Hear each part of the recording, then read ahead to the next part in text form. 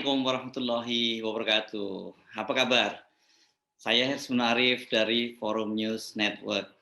Mahkamah Konstitusi hari Kamis atau tanggal 7 Juli 2022 menolak dua gugatan terhadap Undang-Undang Pemilu. Pertama, gugatan terhadap pasal 222 tentang ambang batas pencalonan presiden atau dikenal dengan PT 20% yang diajukan oleh DPD RI secara kelembagaan dan Partai Bulan Bintang. Kedua, gugatan pasal 167 ayat 3 dan pasal 347 ayat 1 Undang-Undang Nomor 7 tahun 2017, yakni pelaksanaan pemilu serentak yang mempunyai konsekuensi bahwa tiket pilpres itu menggunakan perolehan suara hasil pemilu sebelumnya alias pemilu 2019 yang diajukan oleh Partai Gelora. Berdasarkan catatan Ketua Umum Partai Bulan Bintang Yusril Iza Mahendra, ini untuk ke-28 kalinya Mahkamah Konstitusi menolak gugatan presidensial threshold 20%. Sementara berdasarkan hitungan dari atau data dari Wakil Sekjen Bidang Hukum PKS Zainuddin Paru, itu dia menyebut sudah ada 30 gugatan serupa yang ditolak. Ini sebelum penolakan terhadap gugatan DPD dan PBB. Artinya kalau menggunakan data Zainuddin Paru ini sudah ada 31 gugatan yang ditolak oleh Mahkamah Konstitusi. Mana yang benar data tersebut? Enggak terlalu penting. Tepatnya enggak terlalu ngaruh. Kita simpulkan saja bahwa banyak sekali gugatan yang sudah diajukan dan semuanya itu ditolak. Gugatan itu diajukan oleh perorangan, ada juga anggota DPD maupun lembaga tinggi negara, ya seperti tadi DPD, bahkan termasuk oleh peserta pemilu seperti yang dilakukan oleh PBB. Tapi yang menarik yang dilakukan oleh DPD dan PBB ini mereka join bareng gitu ya, menggugat bersama-sama. Secara umum alasan penolakan ini setidaknya bisa dibagi menjadi dua atau mungkin tiga ya. Pertama bahwa para penggugat itu tidak memiliki legal standing. Ini balik mungkin Anda semua juga sudah hafal dengan alasan ini. Alasan itu biasanya dikemukakan untuk menolak gugatan dari perorangan. Ini nggak main-main karena perorangan ini termasuk jumlah nama-nama besar ya, seperti gugatan dilakukan oleh mantan Panglima TNI Gatot Nurmantio bersama Wakil Ketua Umum Partai Gerindra Ferry Yuliantono, atau oleh sejumlah anggota DPD RI itu antara lain Tamsil Lindrung, Fahira Idris, dan Fahrul Roji. Ada 6 orang kalau nggak seingat saya dari DPD ini. Ada juga dari sejumlah kelompok warga, bahkan beberapa warga Indonesia yang berada di luar negeri atau diaspora dari 5 benua yang tergabung dalam Forum Tanah Air yang berpusat di New York itu juga termasuk mengajukan gugatan dan itu juga ditolak. Dalam kelompok ini biasanya ditolaknya itu ada juga yang ditolak karena alasan nebis in idem alias kasus yang sama dan dalam hukum berlaku ada gium tidak bisa mengadili kasus yang sudah diadili sebelumnya. Penolakan atas gugatan semacam ini biasanya disebut sebagai NO atau Need or Onver College Verklacht. Nah, maafkan kalau salah istilahnya karena ini bahasa Belanda ya. Atau ini biasa disingkat NO. Ini merupakan putusan yang menyatakan bahwa gugatan tidak dapat diterima karena mengandung cacat formil. Yang kedua, untuk mereka yang memiliki legal standing, ini baru pertama kalinya, seperti PBB ditolak karena pasal 222 ini dinilai tidak bertentangan dengan konstitusi, khususnya pasal 6 ayat A. Ini jadi berlapis ya. Kalau yang ditolak dari sisi legal standing ya sudah, ditolak saja begitu kan, nggak perlu sampai masuk materi perkaranya. Tetapi kedua yang kalau NO tadi itu udah ditolak saja lah, nggak usah dibahas lagi soal legal standingnya. Nah, kalau ternyata kemudian legal standing itu ternyata seperti PBB itu alasannya bahwa itu tidak bertentangan. Jadi itu pasal 222 dinilai konstitusional. Udah habis perkara. Yang ketiga, nah ini kelihatannya nanti akan menjadi dalih hakim bahwa pasal 222 Undang-Undang Pemilu itu bersifat open legal policy alias menjadi kewenangan para pembentuk undang-undang. Artinya secara sederhana bahwa Mahkamah Konstitusi tidak punya kewenangan melakukan review. Dengan begitu Mahkamah Konstitusi itu melempar bola panas tersebut kembali ke pemerintah dan DPR sebagai pembentuk undang-undang. Mahkamah tidak punya kewenangan untuk melakukan review. Artinya dengan sikap para hakim itu MK itu bisa diprediksi juga akan menolak gugatan PKS. Jadi PKS nanti akan masuk sampai di sini ya, dia legal standing-nya diterima. Yang berikutnya adalah dikatakan kenapa PKS melakukan ini, karena sebagai partai politik yang terlibat dalam pemilu seharusnya PKS itu melakukan legislative review alias mengajukan revisi undang-undang pemilu di DPR dan bukan membawanya ke MK.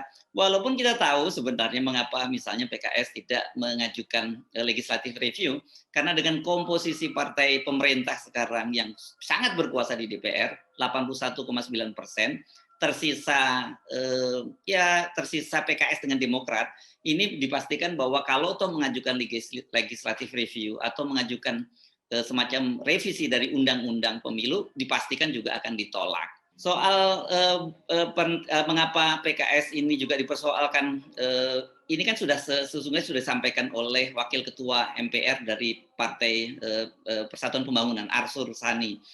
Ini Arsul Sani ini harus perlu dicatat, dia adalah seorang yuris, seorang pengacara. Jadi dia juga pasti mendalami soal-soal yang beginian. Menurut Arsul Sani, judicial review itu seharusnya dilakukan oleh partai peserta pemilu di luar parlemen. Jadi langkah PBB, langkah Yusril yang menggugat itu lebih pas. Sebab PBB adalah partai peserta pemilu, tapi tidak lolos ambang batas parlemen. Hal itu juga dibenarkan oleh Ketua Umum PBB Yusril Iza Mahendra sebagai pakar hukum tata negara. Dia juga memprediksi bahwa gugatan dari PKS itu juga akan ditolak. Walaupun kelihatannya PKS ini sudah menempuh jalan kompromi ya. Dia tidak ingin menghapuskan ambang batas 20%, tapi dia mengajukan ambang batas 7-9%. Artinya apa? Artinya kalau gugatan PKS disetujui, yang boleh mengajukan calon presiden dan calon wakil presiden itu adalah partai-partai yang ambang batas suaranya 7-9%. Di luar itu tidak bisa. Argumen Arsul Sani ini tampaknya benar, sebab PBB seperti kita ketahui dinyatakan memiliki legal standing oleh Majelis Hakim Mahkamah Konstitusi. Tapi masalahnya gugatan PBB juga ditolak. Jadi mau dari sisi manapun gugatan yang diajukan, baik oleh parpol, perorangan, maupun parpol peserta pemilu itu semuanya dipastikan akan ditolak oleh Mahkamah Konstitusi. Tidak mengherankan bila Gatot Nurmantio ketika ditanya wartawan soal ini beberapa hari yang lalu soal gugatan DPD, dia menyatakan itu sudah basi lah. Mau apapun juga kita kan sudah tahu situasinya di Mahkamah Konstitusi, itu kata Gatot Nurmantio. Anda tahu sendirilah, jawabannya pasti akan begitu, ujarnya kepada wartawan. Jangankan figur seperti Gatot Nurmantio yang notabene bukan ahli hukum, pakar hukum sekelas Yusril Iza Mahendra saja mengaku sudah kehabisan akal menghadapi hakim Mahkamah Konstitusi. Semua ilmu hukum yang saya miliki sudah dikerahkan, kata dia dalam wawancara dengan saya ya. Dia juga mengaku sudah mengajukan hujahnya secara panjang lebar di hadapan Majelis Hakim Mahkamah Konstitusi. Ini ketika dia sebelumnya juga pernah menggugat, kalau nggak salah dia sebutkan tadi pada tahun 2014. Namun semuanya mentok. Sikap yang sama itu kan juga ditunjukkan oleh Ketua DPD Lanyala Mataliti. Namun berbeda dengan Gatot dan Yusril, Lanyala mengaku dia akan berjuang memimpin gerakan mengembalikan kedaulatan negara ke tangan rakyat. Lanyala tidak secara spesifik menyebut apa yang dia maksud dengan gerakan itu. Jadi kita tunggu saja ya. Hanya saja kan sebelum Hakim Mahkamah Konstitusi membacakan putusannya, Lanyala itu jauh-jauh hari sudah mengancam akan membubarkan Mahkamah Konstitusi bila gugatan DPD secara kelembagaan itu ditolak oleh Mahkamah Konstitusi. Ini memang jadi presiden menarik, karena ini kan menjadi sengketa dua lembaga tinggi negara, Mahkamah Konstitusi lembaga tinggi negara, DPD juga lembaga tinggi negara. Lanyala menilai putusan Mahkamah Konstitusi ini adalah kemenangan sementara dari oligarki.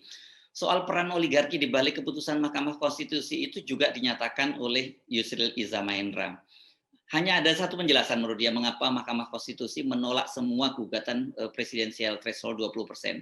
MK ini, Mahkamah Konstitusi saat ini sudah berubah dari the guardian of constitution itu menjadi the guardian of oligarki. Dari tugasnya menjadi pelindung penjaga konstitusi, menjadi penjaga dan pelindung dari oligarki. Bagaimana dengan Partai Gelora? Ketua DPN Partai Gelora Anies Mata menilai keputusan MK itu prematur dan membingungkan.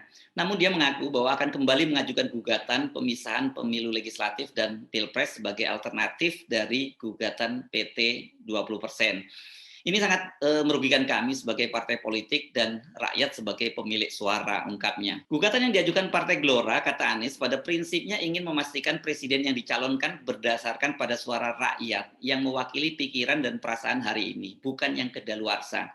Gugatan ini juga bisa menjadi alternatif atas gugatan presidensial threshold 0%. Ini yang memang terus mentok terus ya.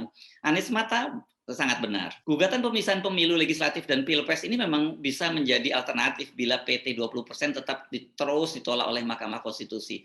Sebab kalau toh tetap memakai PT 20% tapi tidak lagi tiket menjadi monopoli partai-partai yang sekarang ada di parlemen, ya ini kan lumayan juga lah hak-hak rakyat itu masih dihargai oleh Mahkamah Konstitusi. Bayangkan betapa kacaunya undang-undang politik kita saat ini tadi ya. Sudah presidensial threshold-nya dibatasi 20%, dan itu membuka peluang oligarki memonopoli pencapresan, tiketnya pun sudah kadaluarsa. Ini kita bisa bayangkan ya kalau hasil pemilu 2019 yang dipakai. Kan orang sudah ada yang meninggal dunia, ada juga orang yang sudah ganti pilihan politik yang semula memilih partai A mungkin pada pemilu berikutnya memilih partai B atau partai C dan berikutnya, kemudian juga suara partai yang baru itu tidak dihargai. Dan yang lebih serius itu soal pemilih pemula. Jadi pemilih pemula nanti juga tiketnya hak suaranya juga tidak dihargai dalam pencalonan presiden. Memang betul dia ikut memilih presiden. Sebagai gambaran, pada pemilu 2024 itu akan ada 260 juta daftar pemilih tetap. Kalau untuk pilkada serentak malah lebih tinggi lagi, 210 juta. Sementara DPT tahun 2019 itu kan hanya 192 juta.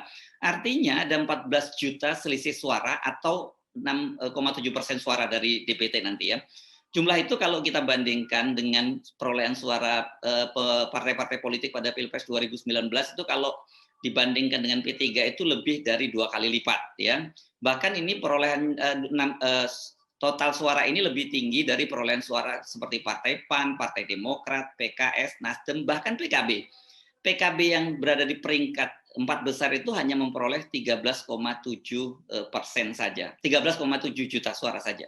Di tengah heboh penolakan gugatan DPD, PBB dan Gelora ini, Ketua DPD Lanyala Mataliti yang tengah berada di Tanah Suci dan bersiap menuju Arafah dan Mina untuk menjalankan ibadah haji menemukan sebuah kejanggalan, alias saya menyebutnya ini sebagai misteri dari keputusan Mahkamah Konstitusi.